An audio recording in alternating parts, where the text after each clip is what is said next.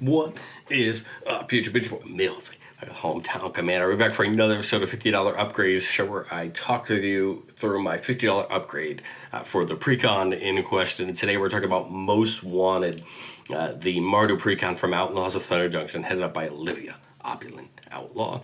This deck I think is a ton of fun. It matches a bunch of new creature types together. Assassins, mercenaries, pirates, rogues, and warlocks are all outlaws, and Olivia cares about going wide with outlaws, dealing damage to players and getting treasures and using those treasures for a lot of fun. What I think I like most about Olivia is that you can choose to go two ways with this. You could just be a combat deck and use your treasures to grow your creatures, or you can use some of the great shenanigans that Mardu has with treasures. For our $50 today, we are changing a whopping 20 cards in this deck, trying to get ourselves closer to doing both of those.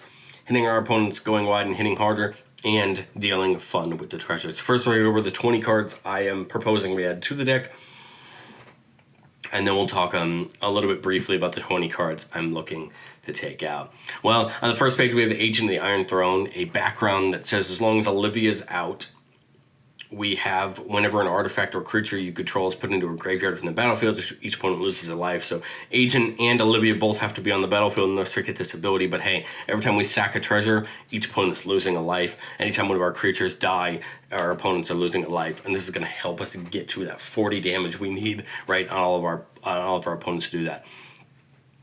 Anguished Unmaking is not in the Precon. Just got this pretty breaking news reprint, but in my opinion, it's one of the best single target removal spells we could put in the deck. Exile target non-land permanent, and you lose 3 life. Any non-land permanent is gone, exiled, and can be really useful to stop combos or stop big effects in combat, and really just try to take care of a problem that you have on an opponent's board.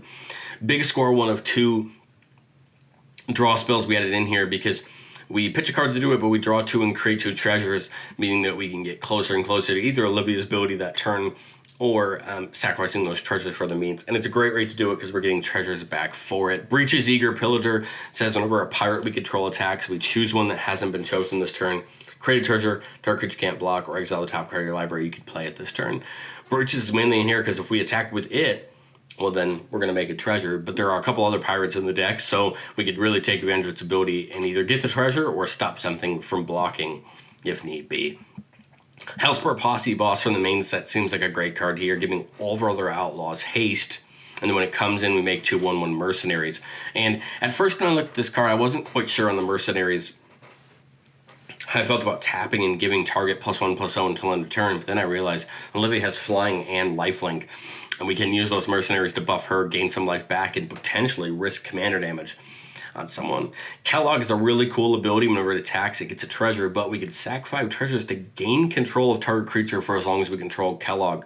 Seems like a great ability, taking our opponent's things and ensuring they can work for us. Laughing Jasper Flint's a really fun one. Creatures we control that we don't own are mercenaries in addition to other types, making them outlaws. And so at the beginning of our upkeep, we exile the top X cards of a target opponent's library, where X is the number of outlaws we control, and we can cast spells from among those cards, and mana of any type can be used to spend them. Spells or creatures we're getting from our opponents, the wider we are. And then Flint makes any creatures we would play off of that outlaws and allow them to count for Olivia's ability. Mirkwood Bats, it's just a great card all around. Whenever we create or sacrifice a token, each opponent loses a life. Whenever one of those treasures come in, they lose a life. And whenever we sack them for mana or Olivia's ability, they lose a life. This is one of those cards that we want to see and take real advantage of. Adding Path to Exile in, because we don't have a Path or Swords, I don't think, in this deck. Path, of course, we're choosing the cheapest version. Just wanted to put the breaking news Path up here to show it off from the news set, but a commander staple, removal in white, exile target creature, its controller gets a basic land. Well worth the cost to get rid of a creature we want at the right time. Pitiless Plunderer, whenever a creature we control dies, we create a treasure. That's great because then we're making sure we have more treasures for Olivia's ability or to use for other things. Port Razer, which actually got a special guest in this set. We'll want to go and get the one from the Lost Caverns of Ixalan commander deck that's pretty cheap.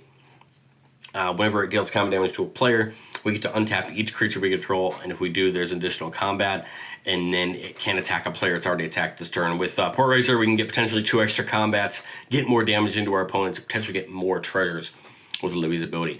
Revel and Riches takes up a good portion of our budget here, at least $15, but adds 2 really good abilities. Whenever a creature our opponent controls dies, we make a treasure, and at the beginning of our upkeep, if we have 10 or more treasures, we win the game. It's great for both abilities, but of course that bottom one can definitely help us out and get us there.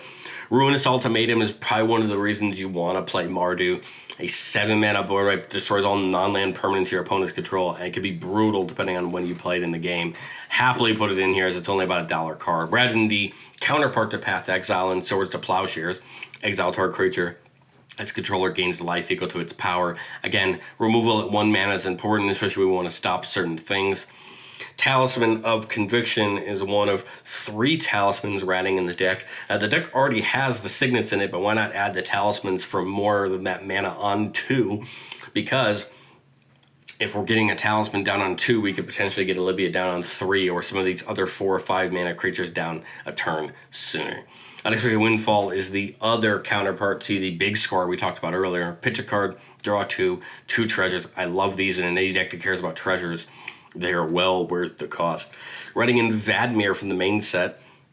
Whenever we commit a crime, we put a counter on it. It only happens once per turn. It's pretty easy in this deck to commit crimes with how many abilities we have that want to do things.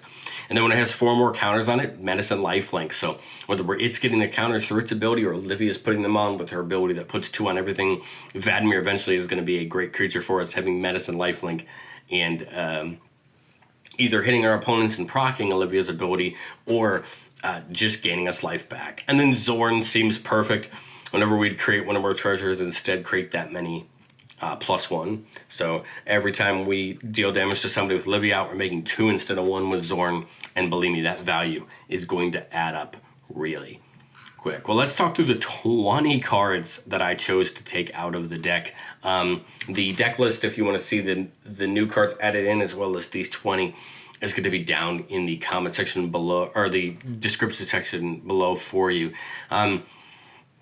What I did here was take out some creatures I thought we could get better effects more efficiently, or just better overall. Something like Aetherborn Marauder says when the ETBs move any number of +1/+1 counters from other permanents you control onto Aetherborn Marauder, flying and lifelink. It's a great creature. I just wanted to kind of put some other creatures into the deck that do things a little bit better, as well as really shore up some of those cards that care about treasures.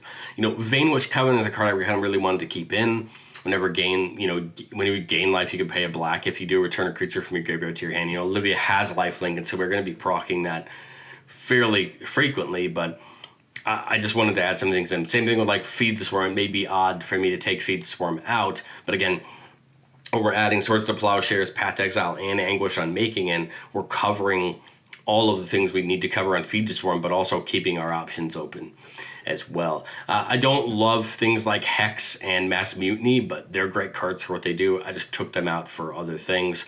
Shoot the Sheriff felt really wrong to take out because it feels so on flavor, but again, getting more efficient with Path to Exile and Swords to Plowshares seems right. But let me know, what do you think of my upgrades for Olivia's Most Wanted Precon down in the comment section below. I'd love to hear what you have to say, and I will catch you guys next time.